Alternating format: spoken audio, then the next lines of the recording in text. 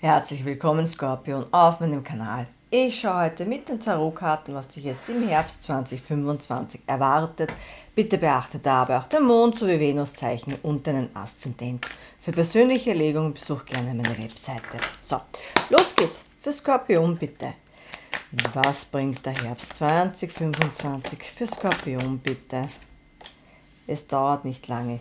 Hier fällt die Herrscherin, dritte große Arkana, und hier im Unterdeck habe ich die 5 der Münzen. Ja, Skorpion, du wirst aus nichts oder aus Scheiße Gold machen. Hier mit der Herrscherin, hier gedeiht etwas. Ich habe die 5 der Münzen, das ist der Mangel, und da geht es um finanzielles, also da geht es um jeden Lebensbereich. Du kannst hier Konflikte haben, aber eben auch gesundheitlich geht es dir nicht gut, finanziell, dein ganzes Leben steht hier irgendwie auf dem Kopf, beziehungsweise geht es hier vielleicht auch um einen Neubeginn und du hast keinen Plan, wie es weitergeht. Und die 5 der Münzen, das ist eben diese Mangelenergie. Und hier mit der Herrscherin geht es aber davon weg, weil du hier eine Ernte einfahren wirst, beziehungsweise weil du hier einen Schritt setzen wirst, damit du hier rauskommst. Die Herrscherin vereint die alle 4 Königinnen. Die ist intelligent, die ist sexy und attraktiv, die ist bodenständig und schaut auf sich, und die ist auch sehr empathisch und achtet auf ihre Intuition. Und hier wird bei dir einfach etwas fruchtbar. Du siehst ja hier, du hast das Zepter in der Hand und die Krone, die steht eben für alle 12 Tierkreiszeichen. Die Karte steht eben auch für das Fruchtbare, und die Herrscherin ist normalerweise immer schwanger dargestellt. Hier wird es versteckt, und ich nehme einfach wahr, dass du das im Geheimen tun wirst. Du wirst davon niemandem erzählen, einerseits aus Schutz, weil wir kennen das alle, wir sind positiv gestimmt, wir haben gute Neuigkeiten oder einen Plan, wie auch immer, und Pläne sollte man ohnehin nicht verraten. Denn in dem Moment, wo du das irgendwem sagst und der ist in einer negativen oder niedrig schwingenden Energie, kann es dir genau passieren, dass du euphorisch bist und du freust dich, und der macht dir dann alles zunichte und sagt, na, Skorpion, warum machst du das? Und das ist doch ohnehin ein Schwachsinn, du verschwendest deine Zeit, das ist nicht sinnvoll, etc. etc. Und du kannst dann hier eben geneigt sein, aufzugeben oder eben auch ja enttäuscht zu sein. Und das solltest du eben vermeiden, beziehungsweise wirst du das auch vermeiden. Und du siehst ja auch hier die ganzen Pölster, also du bist hier gut gebettet, es geht hier aus dem Mangel raus, es geht wieder ins Fruchtbare, und du siehst ja auch hier den Fluss, es kommt wieder alles ins Fließen, und dieser Fluss beginnt bei der Herrscherin und mündet dann bei der 17. großen Arkana beim Stern, und das ist eben die Wunscherfüllung beziehungsweise auch die positive Zukunft, und es wird bei dir einfach positiv oder positiver weitergehen, und hier auch das Weizenfeld, hier wirst du bald Ernte einfahren, und die Herbstzeit ist ja auch die Erntezeit. Ja, liebestechnisch, Skorpion, nehme ich jetzt nicht wahr, dass es darum geht, dass du irgendjemanden vermisst oder sehr traurig bist, sondern eher dein Gegenüber. Also es gibt hier jemanden, der dich vermisst, mit dem es nicht so gut läuft. Entweder gibt es ja Komplikationen, man hat gar keinen Kontakt oder sehr spärlichen. Für den bist du halt alles sehr weiblich und verkörperst eben alle 4 Elemente für ihn. Und du bist eben sehr weiblich. Und wenn du sagst, naja, ich bin alles andere als weiblich, für ihn bist du einfach weiblich. Es geht ja hier um die Sicht deines Gegenübers, und der kann sich hier mit dir viel vorstellen. Und dadurch, dass es ja eine große Arkana ist, steht sie auch für die Mächtigkeit an sich. Also der nimmt dich jetzt nicht irgendwie als kleines Reh wahr, sondern schon als Herrscherin, die ihr Leben in der Hand hat, die auf sich schaut und eben auch ja, dieses Urvertrauen in sich hat. Und möglicherweise kann es auch sein, dass du dich von deinem Gegenüber zurückgezogen hast, mehr in die weibliche Energie gegangen bist, das heißt in den Rückzug, in das Passive, weil du einfach schauen wolltest, kommt da jetzt überhaupt etwas von deinem Gegenüber, oder muss da und ich etwas machen, und dadurch bekommt der aber jetzt sein Karma bzw. seine Aufgabe, dass der da einmal aktiv sein, ja, seine Themen sich anschauen soll, wenn in der Vergangenheit das eben so war, dass du immer alles machen musstest. Aber wir schauen einmal weiter, Skorpion. So, okay, das ist zu viel. Einen Moment bitte. So, Skorpion, das sind zu viele Karten, die sind am Boden gefallen. Die gebe ich wieder rein. Wie geht's weiter für Skorpion, bitte? Eine Karte für Skorpion, bitte. So, und da kommt sie schon. Hier der Ritter der Stäbe.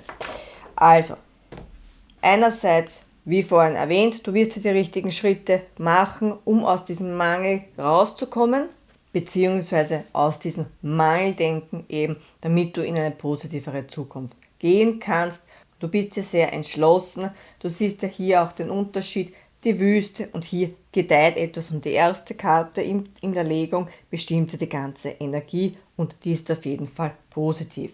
Du bist ja auch sehr viel in Bewegung, vielleicht manchmal ein wenig in den kommenden Monaten, ja, ein wenig impulsiv, so abenteuerlustig. Auch wenn du jetzt sagst, du bist ein Wasserelement, ich bin am liebsten zu Hause oder in meiner Komfortzone. Aber genau davon sollten wir alle einmal weggehen. Ich bin ja selbst Krebs und sitze mit dir im selben Boot, Skorpion. Aber hier geht es auch darum, dass wir ein wenig flexibler manchmal sind, weil sonst entgeht uns etwas. Der kommt hier entschlossen auf dich zu. Es ist eine junge Energie, also der kann jünger sein als du, ist ja in den meisten Fällen ein Mann.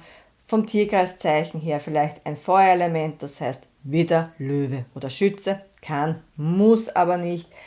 Ich nehme hier mit dem Ritter der Stäbe nicht wahr, dass das so ist, ja, heute bin ich morgen, na, heute bin ich da, morgen bin ich dort.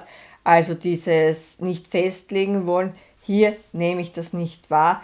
Möglicherweise war das in der Vergangenheit so, und da geht es nicht zwingend um einen Ex-Partner. Es geht hier darum, dass du diesen Mann schon kennst, und das legt sich aber, du siehst ja hier, wie entschlossen der mit seinem Ast der Stäbe in deine Richtung reitet. Du bist da auf dich fokussiert und der ist hier aber auch nicht zu bremsen und bringt die Leidenschaft mit, Skorpion. Und ich weiß, es spiegelt jetzt vielleicht ein wenig, aber wir wollen ja alle noch ein wenig Sonne genießen, bevor sie weg ist. Und was ich noch sagen wollte, der möchte hier aber etwas ausgleichen. Der möchte diesen Mangel ausgleichen. Und wenn das in der Vergangenheit oder jetzt im Moment so ist, dass du eben mehr gibst oder du dich dauernd melden musst, wie auch immer, dann möchte der hier jetzt für ein Gleichgewicht sorgen, weil dieses Vermissen oder dieser spärliche Kontakt, der hat ihm einfach die Augen geöffnet. Und der weiß jetzt, ja, irgendwie weiß der jetzt, wie es dir ergangen ist und möchte das halt bereinigen.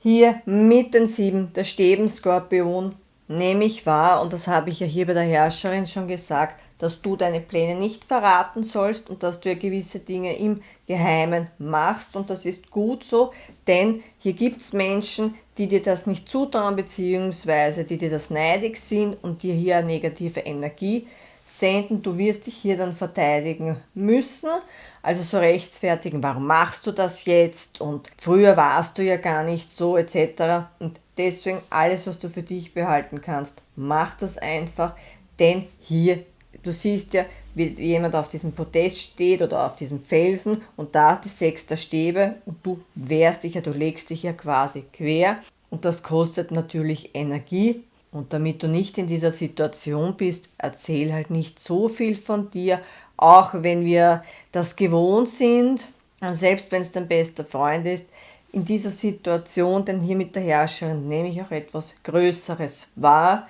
kann es auch möglich sein, dass selbst Menschen, die dir sonst immer Mut zugesprochen haben, dir jetzt das Gegenteil zusprechen.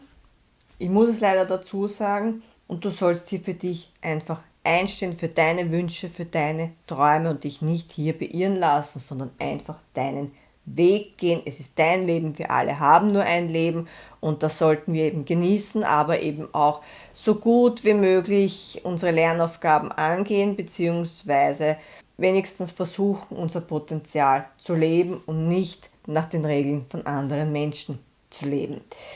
und dein Gegenüber wird hier den Mut aufbringen, auf dich zuzugehen. Der nutzt diese Chance, du siehst ja hier das Ass der Stäbe und hier, der möchte einen Neuanfang mit dir, ob du das möchtest oder nicht, Skorpion, das ist dir überlassen. Aber der wird für sich einstehen, auch für der wird sich nicht verteidigen, aber der wird einfach seine Sicht der Dinge dir erklären. Das heißt jetzt nicht, dass du das alles akzeptieren musst, aber der möchte einfach ein Gespräch mit dir und möchte hier wenigstens gehört werden. Warum, wieso, weshalb. Und der hat da nämlich war ohnehin Muffelsausen. Also das ist dem alles nicht egal. Der kommt jetzt in Bewegung und der möchte mit dir einfach Dinge klären und wird auch auf dich zukommen. Ein letzter Impuls für Skorpion, bitte.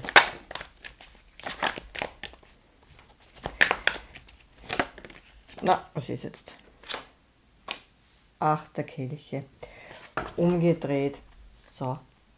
Und hier der Herrscher. 4. große Arkana. Also, hier mit den 8 der Kelchen umgedreht. Ich nehme hier wahr, dass das Ganze stagniert hat, weil er seine Gefühle nicht akzeptiert hat. Bei den 8 der Kelchen aufrecht ist es ja so, dass man losgeht, man hat das Ass der Kelche, also diese Chance genutzt und bei den 8 der Kelchen merkt man, ich bin nicht mehr damit glücklich, ich mache mich jetzt auf zu meinen 10 der Kelchen und hier hat sich der eben nicht auf zu dir gemacht, sondern der hat stagniert, hat sich vielleicht seine Gefühle nicht angesehen, beziehungsweise auch hier mit dem Mond. Ja, also der ist eher in dem Mangel gehockt, in seiner Angst. Wie mache ich das mit Skorpion und will mich Skorpion überhaupt noch? Ich habe ja so viel falsch gemacht, das wird nie richtig. Also sowas bekomme ich rein, diese richtigen Selbstzweifel und was er nicht alles verbockt hat und du wirst ihn ja nie, ich möchte nicht sagen zurücknehmen, aber du wirst ihm ja nie eine zweite Chance geben.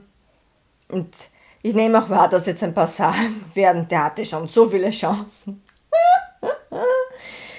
Dennoch vollkommen egal, Skorpion, worauf du schaust. Hier, der wird sich auf den Weg machen, weil der jetzt seine Gefühle akzeptiert und nicht mehr in diesem Mangel sein will, weil ihm das genauso Kraft raubt. Hier mit dem Herrscher, also Herrscherin, Herrscher, das ist ein ebenbürtiges Paar, der kommt in seine männliche Energie, wenn er das vorher nicht mehr war. Und dadurch, dass der in der Vergangenheit auch sehr stur gewesen sein kann, also eben nicht auf diese Gefühle hören oder Skorpion bedeutet mir ohnehin nichts, ja, das geht raus, der wird hier auf dich zukommen, hat seine Lektion gelernt und dadurch, dass er jetzt in seiner männlichen Energie ist, vereint ja er auch alle 4 Könige und wird hier auch für dich einstehen. Du siehst ja auch hier diese 2 Elemente, also der nimmt das Ganze jetzt in die Hand, der möchte zu dir und so wie du hier auf deinem Thron sitzt, möchte er jetzt seinen Thron einnehmen, damit ihr auf Augenhöhe seid und das Ganze auch gedeihen kann. Und ansonsten, Skorpion, geht es hier bei dir um Ordnung, um Struktur, dass dein Leben ein wenig geordneter ist und auch, dass du dir anschaust, was kann ich tun, damit es mir besser geht, dass alles gedeihen kann, dass ich mich gut fühle, genug Energie habe und mich auch nicht aufopfere.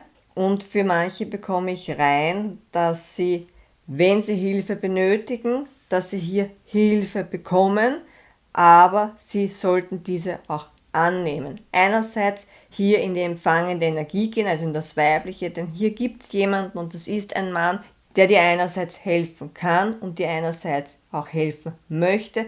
Und wenn dir dieser Mann helfen will, dann bitte nimm das an, denn hier mit den 8 der Kelchen habe ich ja eben auch das Gefühl, dass man so in diesem, ja, man wollte das nicht annehmen, einerseits vielleicht aus Stolz oder aus, ja nicht Scham, aber dieses, ich kann ja das nicht annehmen, diese Hilfe, das ist ja viel zu viel und so auf diese Art und Weise. Und das Ganze hat dich aber stagnieren lassen und irgendwie auch in diesen Mangel gebracht. Selbst wenn das nur ein Mangeldenken ist und es dir finanziell oder so gut geht. Hier gibt es aber auf jeden Fall jemanden, der dir behilflich ist. Und wenn, dann bitte nimm das an, denn das ist gut gemeint. Also, In diesem Sinne bin ich nun am Ende der Legung. Wenn du damit in Resonanz gehst, dann freue ich mich über deinen Kommentar bzw. Feedback. Und ansonsten wünsche ich dir